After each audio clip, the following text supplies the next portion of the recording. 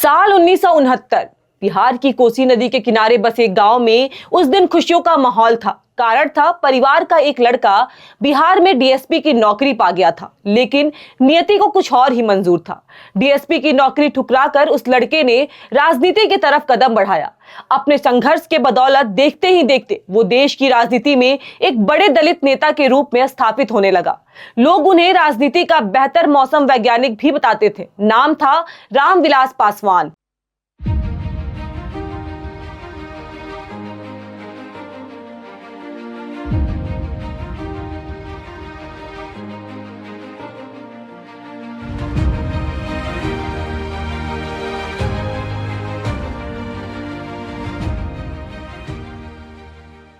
उन्नीस 1946 में बिहार के खगड़िया जिले में जन्मे रामविलास पासवान पुलिस की नौकरी छोड़कर 1969 में संयुक्त सोशलिस्ट पार्टी से 23 वर्ष की उम्र में बिहार की विधानसभा के लिए विधायक चुने गए, जिसके बाद उन्होंने कभी पीछे मुड़कर नहीं देखा।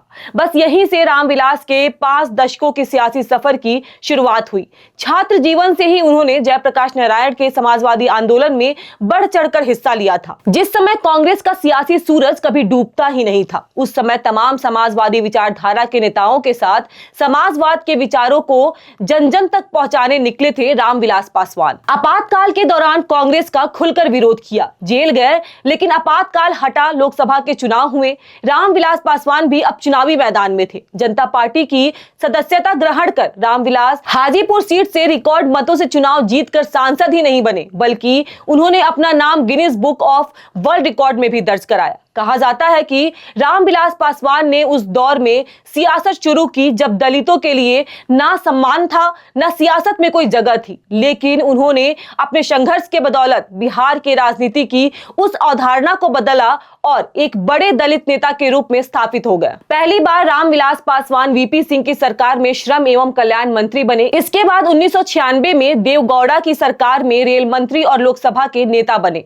1997 में आई गुजरात की सरकार में पुनः रेल मंत्री बने। 1999 में अटल बिहारी वाजपेयी की सरकार में संचार मंत्री, 2004 में मनमोहन सिंह की सरकार में खाद्य मंत्री बने और 2014 में एनडीए की सरकार में खाद्य एवं उपभोक्ता मामलों के मंत्री बने। 2000 में पासवान ने लोक जनशक्ति पार्टी का गठन किया और इसके अध्यक्ष बने। 2005 के विधानसभा चुनाव में बिहार की जनता ने लोजपा के 29 विधायक चुने और सत्ता की चाबी पासवान के पाले में थी और किसी भी पार्टी के लिए यह एक बड़ी उपलब्धि थी। उस चुनाव में बहुमत ना लालू के आरजेडी के पास था, ना नीतीश के जेडीयू के पास। लिहाजा जिसको भी सरकार बनानी थी उसे लोजपा के समर्थन की जरूरत पड़ती, लेकिन रामविलास पासवान ने अपना समर्थन देने के लिए शर्त रखी। उन्होंने किसी मुस्लिम को बिहार का मुख्यमंत्री बनाने की मांग रखी, जिसने सियासी समीकरण को बदल दिया। इसके लिए कोई तैयार नहीं हुआ। बिहार में मध्यावधि चुनाव की नौबत आ गई और इस बार नीतीश कुमार बिहार के मुख्यमंत्री बने।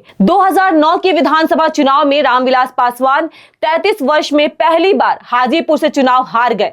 इसके बाद वो आरजेडी के समर्थन से राज्यसभा पहुंचे। उन्हें भारतीय राजनीति का एक ऐसा नेता माना जाता था जो बहुत जल्द ही हवा का रुख पहचान लेते थे, जिस कारण लालू ने उन्हें सियासी मौसम वैज्ञानिक बताया था। वहीं उनके निजी जीवन की बात करें तो रामविलास पासवान ने 2 विवाह किए थे। 1960 के दशक में राजकुमारी देवी से हुआ। उनका विवाह 1981 में तलाक तक चला। पहले विवाह के वक्त पासवान की उम्र केवल 14 साल थी।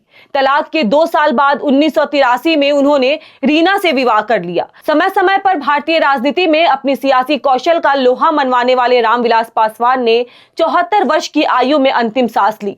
बिहार के खगड़िया से दिल्ली तक का सफर रामविलास पासवान ने अपने संघर्ष के बदौलत तय किया।